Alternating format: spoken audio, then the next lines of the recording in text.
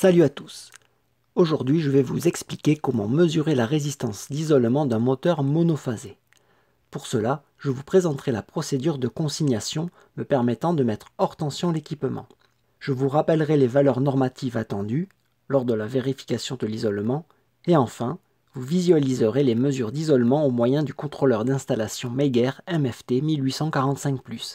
Pour réaliser la mesure d'isolement avec ce contrôleur d'installation Meiger, il est nécessaire d'utiliser deux cordons. Le rouge avec le bouton de test, je le branche sur la borne rouge repérée L1. Et le cordon vert, je le connecte à la borne verte, repérée L2 ou E, pour Earth, terre en anglais. La mesure d'isolement se faisant hors tension, je dois donc consigner l'équipement. Je sépare afin de mettre hors tension en ouvrant l'interrupteur différentiel. Puis je positionne ce dispositif de consignation empêchant toute manœuvre et donc fermeture du différentiel. Enfin, pour sécuriser le tout, je place ce cadenas pour condamner le différentiel en position ouverte. Puis je prépare l'ouverture du coffret en dévissant les différents points de fixation. Vu que l'intervention nécessite d'être au voisinage de tension, je m'équipe des EPI.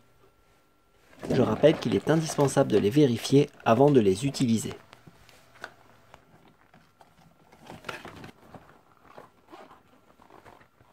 Maintenant que je suis équipé, je peux ouvrir en sécurité le coffret électrique. Vient maintenant l'étape de l'identification. Je dois m'assurer que la condamnation est faite au bon endroit, sur la zone où je dois intervenir. Pour cela, j'utilise un schéma.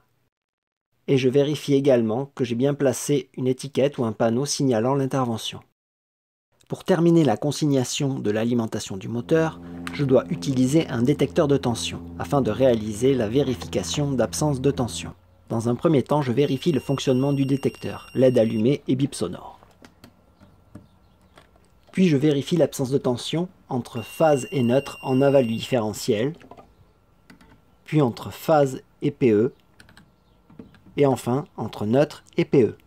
Pour terminer la procédure, je vérifie que le détecteur de tension est toujours fonctionnel. Je peux intervenir en sécurité sur le moteur.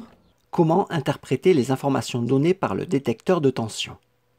Si l'appareil ne bipe pas, qu'aucune LED ne s'allume et que l'écran digital est éteint, c'est que l'appareil est au repos.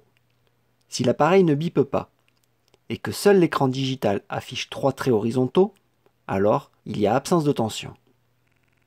Si l'appareil bip, que la LED RX s'allume en rouge et que 3 traits horizontaux s'affichent sur l'écran digital, c'est que l'appareil mesure une continuité et une absence de tension. Par contre, dans cette situation, si l'appareil fait ce bip un peu particulier, que la LED rouge danger électrique est allumée, qu'une partie des LED rouges indiquant le niveau de la tension sont également allumées, et que l'écran digital affiche la mesure de la tension en volts, c'est qu'il y a présence de tension lors de la mesure. Attention, le montage est donc sous tension. Observez cette situation. Il y a bien de la tension entre phase et neutre en amont de cet interrupteur différentiel, même s'il est condamné. C'est normal, la condamnation n'a d'effet que sur la partie aval, c'est-à-dire en dessous du différentiel. Je mesure bien une absence de tension entre phase et neutre en aval du différentiel. Pour davantage de sécurité, je vais m'assurer de l'absence de tension au plus près du moteur, c'est-à-dire sur les bornes d'alimentation. Entre le neutre bleu et la phase L1 du moteur, l'appareil bip, signalant une continuité au niveau de l'enroulement du moteur, mais pas de tension. Entre le neutre et la phase L2 noire, le résultat est identique. Entre la masse et le neutre, pas de tension, pas de continuité. Entre la masse et la phase L1 marron, pas de tension, pas de continuité. Et enfin, entre la masse et la phase L2 noire, pas de tension, ni de continuité. Le moteur est donc hors tension. Comment peut apparaître un défaut d'isolement? Avec le temps, la qualité des isolants peuvent s'abîmer à cause de la température, de la présence d'humidité ou encore des contraintes mécaniques de fonctionnement telles que les vibrations ou électriques avec les surtensions et les surcharges. S'il apparaît un défaut d'isolement, une phase ou un neutre peut entrer en contact avec une masse métallique. Dès lors, si quelqu'un touche cette même masse métallique, elle sera soumise à un défaut d'isolement, pouvant entraîner la mort. C'est pour ça qu'il est indispensable de raccorder toutes les carcasses métalliques entre elles à la terre et d'installer dans le tableau électrique un dispositif différentiel à courant résiduel, symbolisé DDR et simplifié en différentiel. Cet appareil associé à la mise à la terre de toutes les masses métalliques, garantit la sécurité des personnes en coupant l'installation dès la détection d'un défaut d'isolement. Que dit la norme NFC 1500 par rapport à la mesure d'isolement? Eh bien, la norme précise que les tests doivent être réalisés entre chaque conducteur actif et la terre. Je rappelle que les conducteurs actifs sont là où les phases ainsi que le neutre. Le moteur étant alimenté en 230 volts, monophasé, je dois donc réaliser une mesure d'isolement sous 500 volts. On peut voir sur ce tableau que la norme impose donc d'avoir une valeur d'isolement supérieure à 0,5 mégaohm, afin qu'il soit conforme. Pour rappel, 0,5 mégaohm correspond à 500 000 ohms.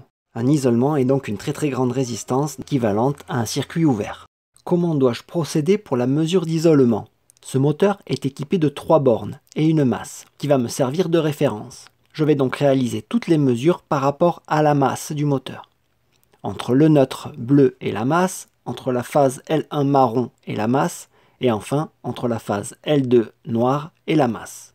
Voyons maintenant la procédure en réel. Dans la boîte à bornes, je localise la masse du moteur afin d'avoir une référence pour la mesure d'isolement. Je place la pince crocodile verte sur la partie métallique accessible de la masse du moteur en liaison avec la terre de l'installation grâce au conducteur vert jaune. Je calibre l'appareil sur la position R-ISO pour mesure d'isolement et la tension 500 volts. Lors de la mesure d'isolement, il est nécessaire de s'équiper des gants isolants, car lorsque j'appuie sur le bouton de test, il faut faire attention, car le contrôleur d'installation envoie la tension de 500 volts aux extrémités des points de touche. Je réalise la première mesure d'isolement entre le neutre et la masse du moteur. L'appareil affiche une valeur d'isolement supérieure à 999 mégaohms. Je fais de même entre le fil marron et la masse du moteur, j'ai toujours un isolement supérieur à 999 mégaohms. Même mesure pour l'isolement entre la phase noire et la masse du moteur. Une seule mesure entre par exemple la phase marron et la masse aurait suffi, car les deux enroulements sont en série et reliés au conducteur bleu, marron et noir. La vérification de l'isolement est terminée, je peux éteindre le contrôleur d'installation. Par précaution, j'avais enlevé le condensateur pour les mesures sous 500 volts. Je dois donc remettre en état le moteur et corriger les éventuelles modifications précédentes. Puis, je dois refermer la boîte à bornes du moteur afin de garantir son étanchéité et la sécurité des personnes. Pour remettre en service le moteur, je dois déconsigner le différentiel et enlever le cadenas en utilisant la clé 111. Puis je referme l'interrupteur différentiel afin de remettre sous tension le coffret électrique. Voilà, la procédure de vérification de l'isolement du moteur est terminée. Je vous dis à bientôt pour une prochaine vidéo.